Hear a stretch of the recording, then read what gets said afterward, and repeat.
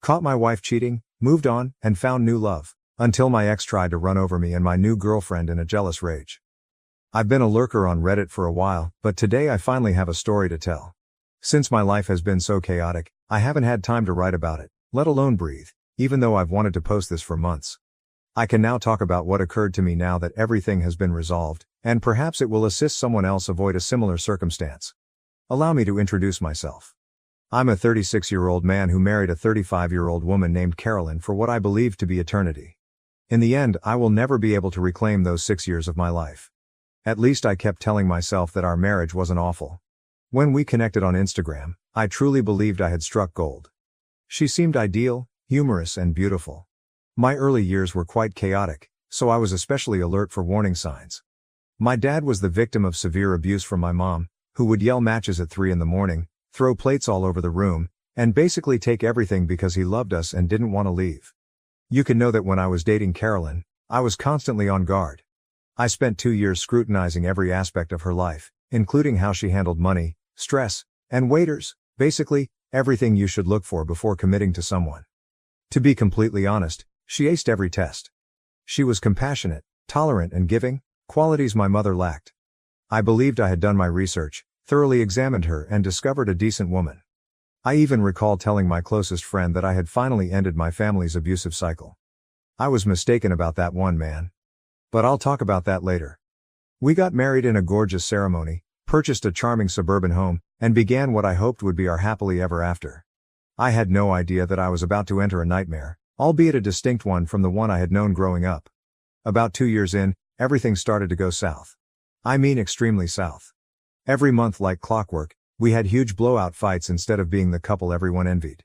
It was also constantly over the most ridiculous stuff, like the dishes in the sink, my late work, her hanging out with her friends, or even the TV shows we watched.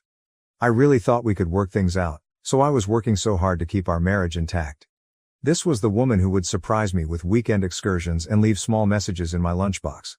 How we had gone from that to her yelling at me because I had purchased the incorrect brand of coffee was beyond me. I recommended couples therapy because I'm the kind of man who thinks things should be fixed rather than thrown away. In fact, I pleaded for it. We attended exactly one session, and holy hell, what a fiasco that proved to be. Carolyn replied, "It's your idea, so it's your expense." So I selected a really competent therapist who specialized in married couples, scheduled all the meetings, and even paid for it out of my own pocket. The therapist began highlighting some communication problems and raising the possibility that Carolyn wasn't managing conflict in a healthy way. She cried uncontrollably, said the therapist was assaulting her, and vowed never to return. I was attempting to make her look crazy, she continued, calling the therapist a quack. I later learned that her father had passed away just before our arguments became increasingly heated. Grief does strange things to people, so I tried to be understanding, but she refused to talk about it, refused to receive assistance, and continued to get angrier and more aloof. Her yelling battles could wake up the entire neighborhood, but she never got physical or broke anything. On one occasion, our neighbors believed someone was being murdered and phoned the police. Carolyn was shouting at me because I had neglected to get her dry cleaners. We eventually settled into this strange pattern in which we essentially just shared a room and occasionally had sex. We would get up, leave for work, return home, have dinner while watching television, and then retire to bed. Repeat after rinsing. We hardly spoke anymore, which is the only reason the fights decreased in frequency. But I was still foolishly in love with her. That's sad, isn't it? I kept reminiscing about our early years, telling myself that we could return there with enough effort. I firmly believed in the for better or worse part of our marriage vows. I suppose I overlooked the fact that those vows also included forsaking all others. I'll get to that part though. I was brought up to believe that marriage is holy, so perhaps I should have recognized the warning signs. You stick it out and work on it unless someone is being hit or cheated on. It turns out that I was unaware of one of those deal breakers that was about to happen. Allow me to explain how everything went wrong. I work at this dull corporate job, nothing special, just your average mid-level job, pushing papers and going to meetings all day. The kind where you're not important enough to fly first class, but you're important enough to travel. I had been dispatched to a business expo in a different state, where I was expected to spend 4 days networking with potential clients and acting as though I was interested in PowerPoint presentations. My life chose to take a huge turn for the worse at this point. Our firm back home experienced a serious issue 3 days into the expo, something involving servers crashing and losing customer data, the usual corporate emergency fare. Everyone was called back early by my supervisor. I quickly reserved the first trip home because I'm the devoted worker that I am, or perhaps I'm just a fool, you decide. I was thinking of this lovely, dumb concept. Do you remember the romantic reunions in films where the husband surprised his wife? Yes, I did believe that would occur. I planned this surprise during my whole Uber trip from the airport. I stopped at a posh florist and spent $80 on her favorite flowers, which were pricey purple orchids that she always said brought back memories of our first date. I even got her some champagne and some of her favorite high-end chocolates. I believed that this might be a new beginning for us. I thought that this impromptu gesture would remind her of the reasons she fell in love with me in the first place, since we had been acting so distant lately. With my chocolates and flowers, I felt like the greatest husband in the world when I arrived home at 2 p.m. Her car was in the driveway, which made sense because she worked from home on Thursdays, and the house appeared to be typical. However, I recall a few strange things, such as her favorite playlist playing from upstairs, which she only ever listened to when she was feeling particularly upbeat. Though I assumed she had a buddy over for lunch or something, there were 2 wine glasses in the sink. God, I was such a fool. I was so eager to surprise her that I went right upstairs to our bedroom. Although I could hear other sounds and the music was growing louder, my brain was not comprehending what they meant. Do you remember the scene in horror films where everyone yells at the character to keep the door closed? That character was me. My world fell apart when I pulled open the door to my own bedroom and turned the doorknob. That 1 second turned every single pleasant memory, trusting moment, and I love you into ash. I will never be able to forget what I witnessed in that bedroom until the day I die. Beneath some strange guy in our bed was my wife, the person I had loved, supported and built a life with for 6 years. The same bed where I had hugged her after her father passed away, and where we had discussed having children in the future. She was acting as though I didn't exist and that our marriage meant nothing at all, not even attempting to keep quiet about it. As I stood there, a total moron, watching the flowers I had purchased fall to the ground and scurry like cockroaches when the lights are turned on. The man had the audacity to try to scurry past me like I was a doorman, and I will never forget this. I lost it while he was fumbling to put on his clothing and strewing things all over the place. Something inside of me shattered, perhaps because I saw him with my wife or because he believed he could simply walk away from ruining my marriage. My hand was around his throat before I even realized what I was doing. It wasn't a death grip, but it was a clear signal that he wasn't simply leaving. Instead of hitting him as you might think, I gave him 2 open-handed slaps across his face, resembling a dramatic housewife from a soap show. I'm still baffled as to why I didn't just punch him instead. After I caught him with my wife, the man's expression quickly changed from one of fear to one of rage, as if he were truly going to try to fight me in my own home. Can you fathom the sheer disdain and the audacity? He probably fed him stories about being single or separated, so I'm willing to wager he was unaware that Carolyn was married. He most likely believed that I was some sort of insane ex-boyfriend. I released him before the situation worsened, not because I was afraid, but because I immediately saw that this pitiful excuse of a man wasn't worth being charged with assault. It wasn't he who promised me anything. He didn't make a vow to love and care for me till the day we die. He was just another man who was unable to control himself. The true traitor was still in that bedroom, most likely considering how to deceive her way out of this situation. My entire body trembled as I turned back to Carolyn. The lady I had dedicated my entire life to for 6 years was there, fumbling with her bra as if it were a trivial annoyance. The purple orchids I had purchased were all over the floor, most likely crushed beneath the man's running feet. She said the mirror had better lighting, so I hung it up for her last Christmas, and I just stood there watching her get ready in it. She was also taking her sweet time, as if she hadn't just ruined our entire marriage. She was avoiding my gaze in the mirror, straightening her hair nonchalantly, and behaving as though she hadn't just ruined everything we had worked so hard to create. You want to know what this woman had the audacity to say to me after I literally caught her cheating? As if I were a door-to-door salesperson who had disturbed her day, she gave me this irritated look and asked, "Why are you even back?" Nada, I'm sorry, I can explain, or any of that nonsense about fundamental human decency. The fact that I came home early and caught her cheating, in our bed, in the house we bought together, the house where I paid the majority of the mortgage, actually annoyed her. Never in my life have I wanted to strike someone so much. In reality, my hand was twitching as I recalled how satisfying it was to slap her affair partner, but I just stood there, immobilized, while she had the audacity to mutter under her breath, "You weren't supposed to be back," as if I were to blame for her early return home or that I should have called ahead to arrange a convenient time to catch her cheating. This woman's sheer outrageousness, 6 years of marriage, and this is what it meant to her. A small hiccup in her fun-filled afternoon. Do you realize what's truly broken? While all of this was going on, I could see our wedding picture on the nightstand. The same bedside table where she had placed the breakfast I had prepared for her the previous weekend. She had been telling me she was too tired for sex in the same room for the previous 3 months, but she obviously had plenty of energy for this stranger. Like a fool, I stood there thinking about all the late nights at work she had told me about, all the girls' nights out, and all the times she had mentioned going to see her mother. What was the duration of this? How many men had shared my bed with me? Carolyn was by no means finished talking, so I was about to find out. Then this woman, this nasty jerk, went totally crazy. As though I had just blown apart our marriage, she began yelling at me. "You weren't expected to return," she screamed, her face turning red and splotchy, just like when we fought. "You are to blame for this.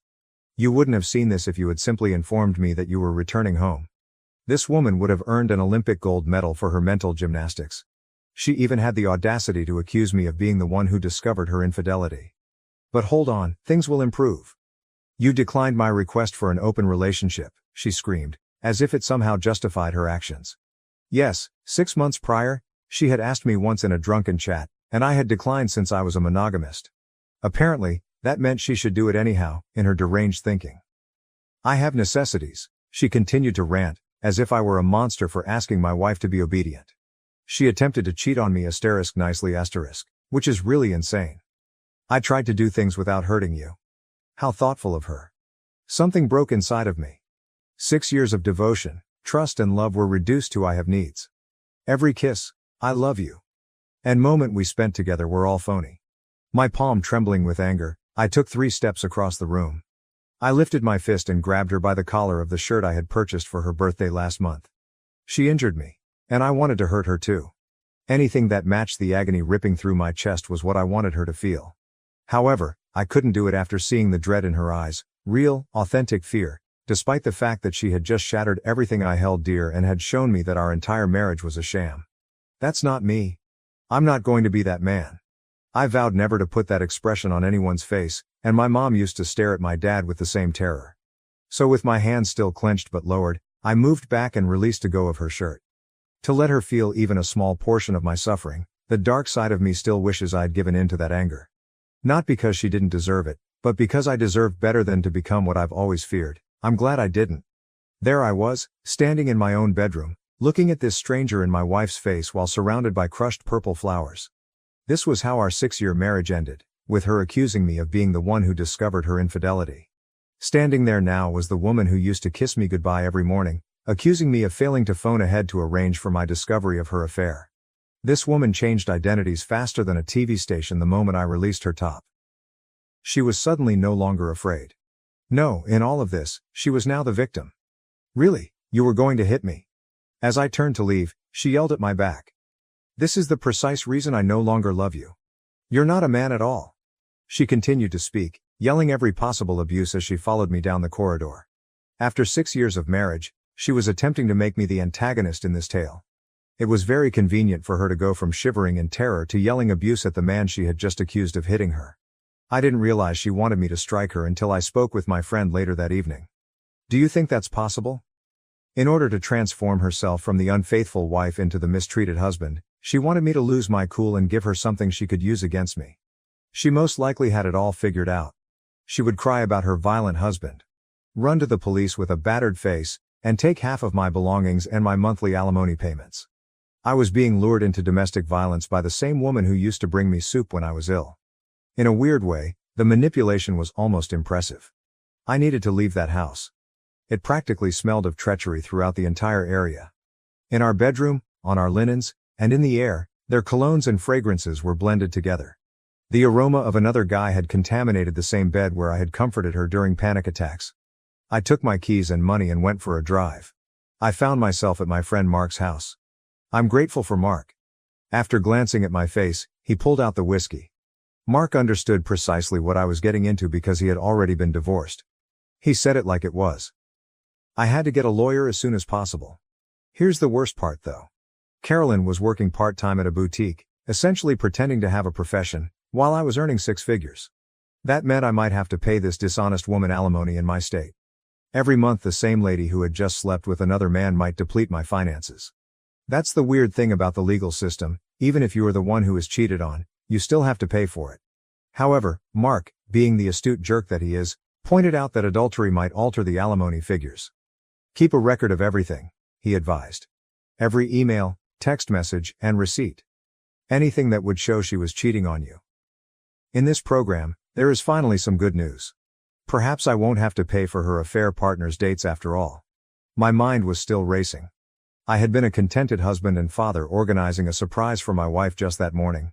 I was now sitting in my friend's living room, searching for divorce attorneys on Google while attempting to keep my stomach from turning up whenever I thought about what I had just entered. I had no intention of attempting to mend our relationship in any way. I could be foolish enough to purchase pricey flowers for a wife who cheats, but I'm not foolish enough to overlook it. My phone started exploding when I was sitting at Mark's apartment, trying to take it all in. Carolyn allegedly made the decision to try to tear me down via text messaging because she couldn't control me in person. And holy, the things this woman sent me are unbelievable. Just last week, this woman texted me "I love you," with adorable little heart emojis. She was now providing me in-depth analyses that contrasted her affair partner's manhood with mine. In fact, she took the effort to explicitly describe in writing how much more effective he was in bed than I was. How I could never please her the way he could. How she had spent years pretending to be with me. Like she was writing a Yelp review for a lousy restaurant, she gave me an entire stinking novel detailing all of my sexual shortcomings, along with performance assessments and size measurements. After I caught her cheating in our own bed, she even had the audacity to tell me that her boyfriend had ruined her for other men, as if I would want her back. The best thing though. She was furious that I had destroyed her good thing. Do you think that's possible? As if I should have given them solitude or something, she was upset with me for interfering with her affair. She accused me of being selfish since I had ruined her chance at true happiness by returning home early without telling her.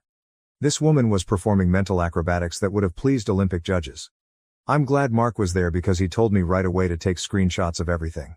He kept shouting, "Document, document, document." And he was absolutely correct. I saw those tiny message bubbles begin to go away, one by one, not even a minute after she had finished her big tirade about her fantastic affair partner and my alleged flaws. I suppose she finally understood that when your husband earns 3 times as much as you do and a divorce is imminent, it might not be the best idea to write down your admission of infidelity. She resorted to using the same old slurs after erasing all the proof of her affair. She called me all the names in the book, but she made sure to keep her afternoon actions out of the conversation. The speed at which she shifted from boasting about her affair to acting as though it never happened was actually rather astounding. It was like witnessing someone attempt to remove evidence from a murder scene as those texts vanished in real time. Unfortunately, she was unaware that I had screenshots of every single item. She may have erased the texts, but she was unable to erase the truth or the images of them that were now securely saved in the camera roll of my phone, ready to prove to a divorce judge why I shouldn't be required to pay this lady any alimony at all. That evening, Mark proved to be a wealth of information regarding divorce. He guided me through every step I needed to take, from gathering proof to protecting my financial accounts, in between shots of whiskey. That night, I hardly slept at all, just mentally reliving everything while I browsed through my phone's evaluations of divorce attorneys. The 2 weeks that followed were a haze of meetings with various lawyers. Some appeared to have barely passed the legal exam, while others sought retainers that were more expensive than my automobile. Finally, I came across Lucas, who didn't need me to sell a kidney to pay him and who seemed to genuinely care about my issue. Lucas really grinned when I showed him the screenshots of Carolyn's texting tantrum, and the photos of the condition of our bedroom. Although he was pragmatic, he acknowledged that we had a strong case to reduce or possibly do away with alimony. He cautioned me that regardless of the reason for the dissolution of the marriage, judges in our state have a tendency to favor the lower-earning spouse. Nevertheless, he pledged to fight for me until the death. To be honest, the first positive development since this horror began was simply having someone knowledgeable and supportive in my corner. Serving Carolyn with divorce papers was the exciting part that followed. Are you curious about what this woman did? For 3 weeks, she avoided the server by altering her schedule, acting as though she wasn't home, and even having her mother inform the server that she had relocated to Florida. She had likely not exercised honestly for months when the server finally caught her leaving a yoga session. She took the entire 30 days permitted by law to reply, even at that point. A move of pure hatred. She was aware that I was paying Lucas by the hour, so she knew precisely what she was doing, dragging everything out as long as possible. And Carolyn became the queen of petty once the proceedings really got underway. She claimed she couldn't locate bank statements that I knew she had, forgot to bring necessary paperwork to meetings, was late for every appointment and insisted on thorough inventory of every item in the house, down to the last spoon. These absurd settlement offers kept coming in from her lawyer. In addition to wanting my 401k and the house, she also wanted alimony. This woman, whom I found cheating on, asked for half of my retirement funds, which was really outrageous. The most annoying aspect? She was still seeing her affair partner, and we had been apart for months by this time. Yes, mutual friends told me about that. She is trying to make my life as unpleasant as possible while living her best life. She would abruptly alter her mind or make new demands whenever we were on the verge of reaching an agreement. She seemed to take sick joy in seeing me squander money on legal bills. I could almost hear her giggling all the way to her boyfriend's bedroom whenever Lucas had to answer one of her absurd proposals. I attempted to re-enter the dating scene while Carolyn was working tirelessly to prolong the divorce and deplete my finances. I went through a phase of hooking up with random women from dating apps, which isn't my proudest moment. Downloaded Bumble, Tinder and other apps. I tried to persuade myself that this was what it meant to move on by having a few one-night stands. However, each subsequent morning felt worse than the one before. Every pointless hookup served as a reminder to me of why I had declined Carolyn's proposal of an open relationship. That way of life simply wasn't for me. I've always been the kind of guy who wants to have a genuine connection, exchange inside jokes, and wake up next to the same person every morning. I felt empty inside from the whole casual sex situation, as if I were attempting to fill a hole with the wrong form. Other than job, divorce paperwork and failed hookups, I needed something to keep my mind busy.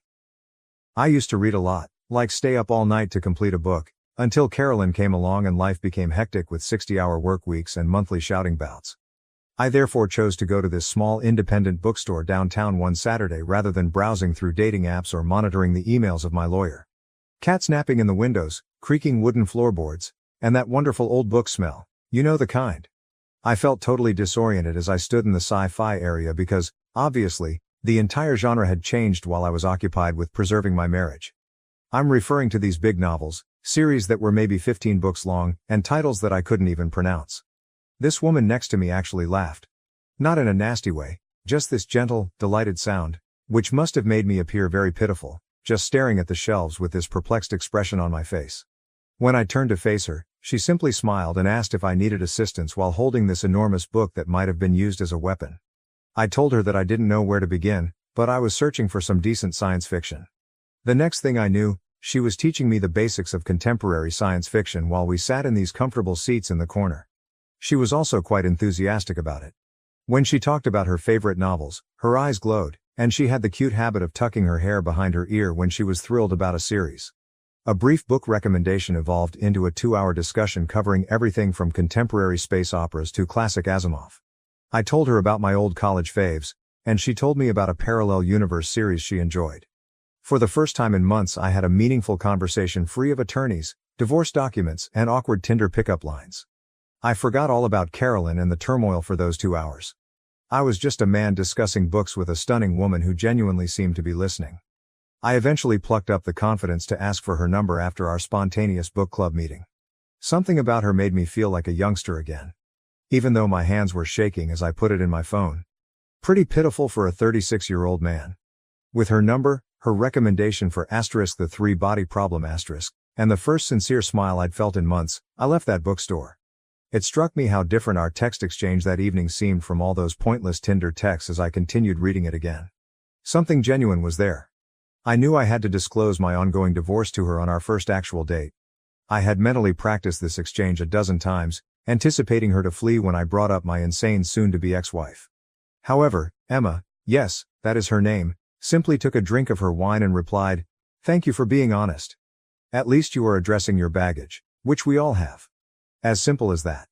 No criticism, strange glances, or awkward attempts to divert the conversation.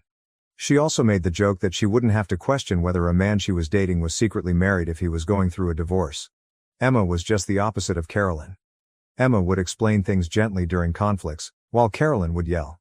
Emma freely gave Carolyn the attention she demanded. She showed genuine interest in my work, recalled little details about topics I had brought up weeks prior, and never once made me feel guilty about going through a divorce. I felt heard and seen for the first time in years. The finest aspect.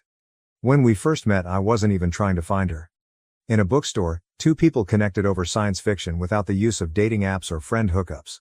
This stuff cannot be made up. After 5 months of dating Emma, I was completely smitten. She made me feel comfortable in every way, including sending me book recommendations while I was at work, leaving little notes in the books she lent me, and paying attention when I shared my day. However, Carolyn continued to put up obstacle after obstacle in the divorce process. She would always come up with a new way to drag things out whenever I thought we were almost done. Missing signatures, contested assets, suddenly remembered joint accounts. You name it, she tried everything. Emma was quite patient during this entire ordeal. She never complained about being with a technically married man or put pressure on me regarding the divorce. She would simply support me during the annoying phone conversations with Lucas and reassure me that this would also pass. I was at last beginning to feel content once more, not content to merely act that way. Naturally, everything went totally haywire at that same moment. I had just spent a wonderful Saturday with Emma. After shopping and eating lunch at this adorable tiny cafe, we were returning to her car in the mall parking lot. We were discussing what movie to watch that evening as the sun was going down. I'm listening to her giggle about something one moment and then everything in my life erupts into pandemonium. This engine screamed like if someone had stepped on the throttle pedal, and I heard it before I saw it. As I turned to face the sound, I saw that this car was speeding directly at us, primarily toward Emma. I grabbed her arm out of pure impulse to pull her away, but I wasn't quick enough. Her leg was clipped by the automobile, and I watched in horror as it simply broke. I will never be able to forget the sound of her bone cracking and her scream. I tried to protect her body with mine as I slid down with her when she fell onto the pavement. I was about to dial 911 when I heard the tires squealing once more. The car's engine was still roaring as it backed up after colliding with another car. It dawned on me then that this was no accident. This driver was attempting to strike us once more. Emma's leg was bent at this terrible angle and she was crying in agony. I knew that if I didn't move her, we would both die. With my pulse racing so fiercely I felt it could burst, I grabbed her by the arms and pulled her between two parked cars. Every time she moved, she cried out in agony, but I had to continue. The car slammed into the cars we were hiding between as it charged forward once more. Every auto alarm in the area was activated by the crash's extreme violence. At this moment, people were yelling and racing toward us from all directions with their phones out. The entire parking lot was in disarray, with people shouting, car alarms going off, and Emma sobbing beside me. I swear to God that time stopped as the driver's door opened. Carolyn was there, getting out of the car as if she were going to a dinner party. She appeared just like she had when I last saw her at our lawyer's office, but now she had a crazy expression in her eyes that I had never seen before. With her hair styled flawlessly as usual and wearing the same blazer she used to wear to work, she appeared as though she hadn't just attempted to kill two people in broad daylight. It was made much more horrifying by the stark contrast between her normal appearance and what she had just done. This was my soon-to-be ex-wife, who had reportedly been monitoring us and decided that if she couldn't have me, she'd rather see me dead. This wasn't just some drunk driver or random road rage incident. She intentionally targeted Emma, who had never done anything but make me happy again, in her attempt to kill me. Something shattered inside of me when I heard Emma's whimpers of anguish and looked at her fractured leg. She had recently attempted to murder an innocent lady whose only crime was dating her soon-to-be ex-husband. So this was no longer just about Carolyn and me. Fearful that Carolyn might have a weapon or try to complete what she started, I kept one eye on her while holding Emma close to keep her calm. It was like watching someone change into a monster in front of me when Carolyn got out of that car. I hadn't been married to this woman for 6 years. Even the woman I had caught cheating in our bed wasn't this one. This was something very different, a furious being posing as my ex-wife. I was hit hard by the reality of what had just transpired. In fact, Carolyn had made a deliberate, planned attempt to kill us, not in a moment of rage. She must have followed us, waited for the perfect opportunity, and then made a conscious attempt to run us down in the middle of the day.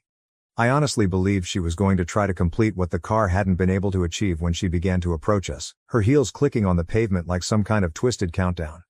Except for her eyes, which were blazing with a fierce hatred I had never witnessed, not even during our most heated arguments, her face was utterly blank. Thankfully, she was seized by a man who looked like a linebacker before she could get to us.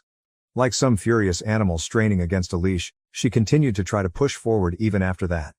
While I was attempting to calm Emma and examine her wounds, I couldn't take my eyes off Carolyn. This lady had slept next to me for 6 years, sat across from me at innumerable dinners, and discussed starting a family with me. Now she was here, having just attempted to kill my girlfriend and me in a mall parking lot. My head was spinning from the difference between those two versions of her. When someone you once loved enough to marry tries to kill you, how do you handle it? An ambulance arrived after the police, who were siren blaring. Emma was in excruciating pain as they loaded her into it, but she made an effort to grin at me to reassure me that she was all right. While the officers were handcuffing her, Carolyn lost all mental faculties. "It's only been a year, and you're already walking around with that asterisk," she screamed at the top of her lungs. Everyone around us recoiled at the sheer vitriol in her voice. In front of dozens of witnesses, she had just tried murder, and in her deranged mind, she somehow was the victim. That's when I realized how completely insane it all was. I genuinely walked in on this woman cheating on me in our bed with a male stranger. She was the one who violated our marriage vows, accused me of being the one who caught her, and, out of spite, prolonged our divorce. She is currently being detained for attempted murder while yelling about betrayal. Olympic-level mental gymnastics were displayed. She was acting as though I was the terrible guy for moving on after she ruined our marriage by infidelity. I felt as though I was in a distorted parallel universe as I stood there in that crowded parking lot, witnessing my ex-wife being crammed into the back of a police car while still yelling profanities and having my girlfriend's blood on my hands from where I attempted to assist her. My wife, who used to make me breakfast on Sundays and send me adorable texts while I was at work, recently attempted to kill 2 people in cold blood. What's the most absurd aspect? She really seemed to think she had a right to do it, as though I was the bad guy in this tale because I caught her cheating. I kept expecting Emma to tell me it was over every time I went to see her in the hospital. Who could blame her after all? His insane soon-to-be ex-wife wants to use her as a hood ornament 5 months after they started dating. Most individuals don't sign up for that kind of baggage. Because she had the misfortune of dating me, she had to endure months of physical treatment and had her leg in this enormous cast. When I informed her who the driver was, I was unable to look her in the eye. Instead, I just gazed at the hospital floor, waiting for the inevitable, "I can't do this anymore" reaction. "Well, at least we know she'll have plenty of time to work on her road rage in prison," Emma replied, just reaching for my hand. In fact, she joked about it. This woman was attempting to comfort me while she lay in a hospital bed with pins in her leg due to my ex-wife's attempted murder. She gave me a weird look when I asked her if she was certain she wanted to stay with me after everything. "Do you really believe that I will allow her to win? I'm going to walk again absolutely fine, and she's going to prison. I think I'm going to win this one." The office of the district attorney was obsessed with this case. It turns out that the entire event was captured in stunning high definition by many security cameras. The video was terrifying. Carolyn's automobile was the first to circle the parking lot, resembling a shark searching for food. She then parked and watched us for a bit. This, according to the DA, was important because it demonstrated premeditation. She didn't simply chance to see us and lose it. Instead, she tracked us, waited for the right opportunity, and made a conscious attempt to kill Emma.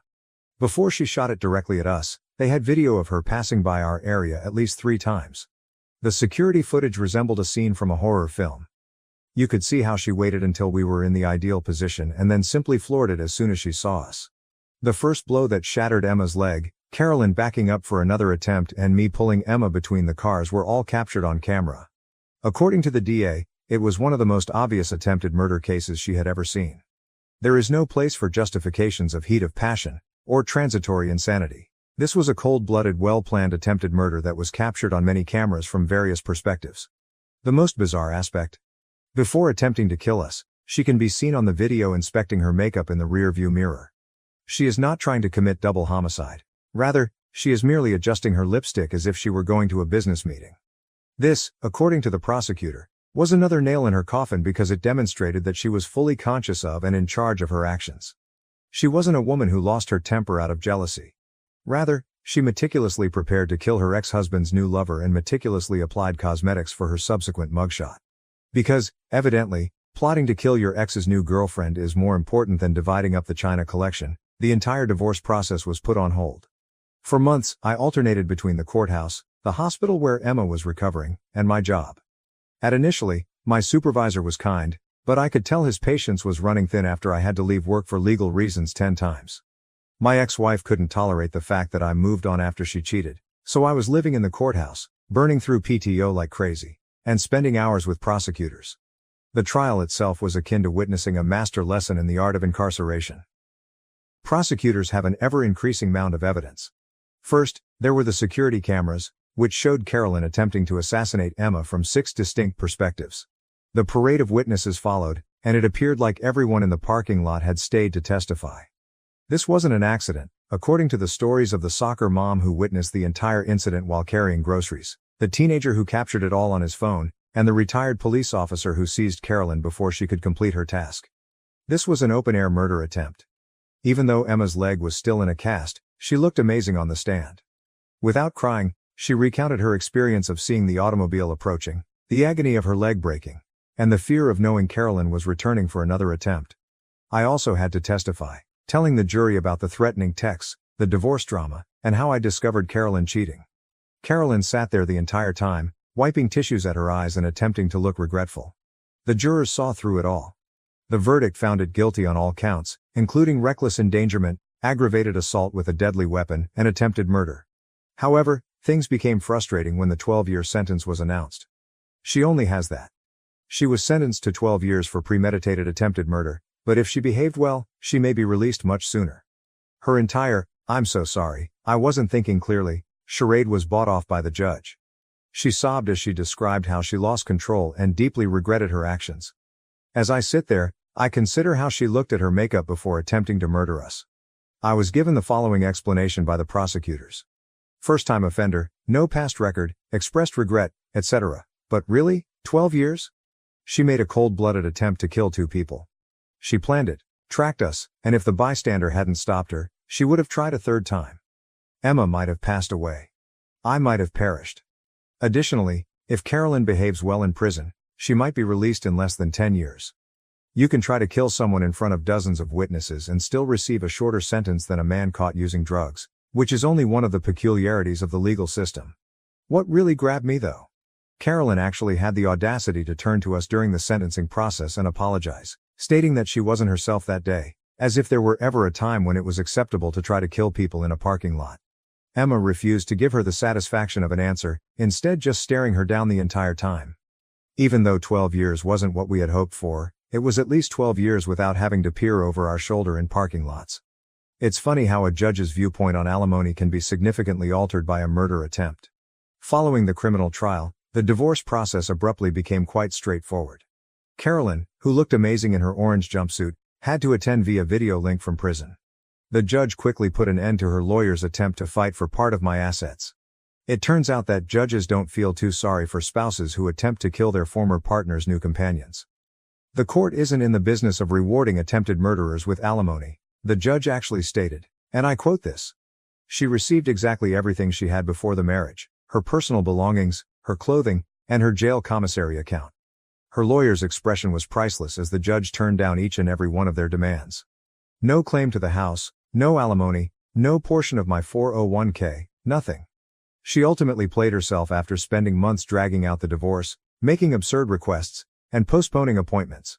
She may have gotten anything in the divorce if she hadn't tried to make Emma a speed bump. Rather, she received divorce papers that essentially stated, "You get nothing," and a prison cell. However, I was unable to remain in that flat. Too many memories of that guy walking in on her. They were always there when I walked through the bedroom door. Emma and I discovered this fantastic location nearer to the city center.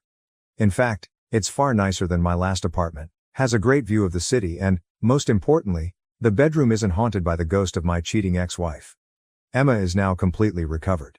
It's hardly noticeable that her leg was ever fractured. She quips that since it permanently got rid of my psychotic ex, getting struck by a car was completely worth it. Dark humor, but whatever gets you through nearly getting killed is better, isn't it? I occasionally question whether I could have prevented all of this. Perhaps when she began picking fights over nothing, I should have recognized the warning signs. When she declined to continue couples therapy, perhaps I should have fled. To be honest though, insanity doesn't always raise a giant red signal. Sometimes it goes unnoticed until it tries to kill your lover in a parking lot. I can say I'm truly happy now, at least. Since we met through science fiction books and are currently living our own wild story with a happy conclusion, Emma and I are discussing getting married next spring. Carolyn will undoubtedly go eventually, but that is the purpose of restraining orders. In addition, Emma's father, who teaches firearms, ensured that we both obtained concealed carry licenses in case Carolyn decided to attempt for a second round after she leaves. Document everything, be on your watch, and maybe stay away from mall parking lots if you're going through a divorce or have strange ex-partners. Additionally, if you're seeing someone new after a divorce, you might want to investigate their background first, or at the very least, make sure they're not the kind of person who would try to kill someone over a split. Reddit, I appreciate you reading my bizarre tale. I'm interested in reading all of your comments, particularly the ones about cars. I guess your ex-wife really drove that relationship into the ground, Is Emma's personal favorite. Oh, and I still go to the bookshop with Emma. No, we no longer park in that shopping center.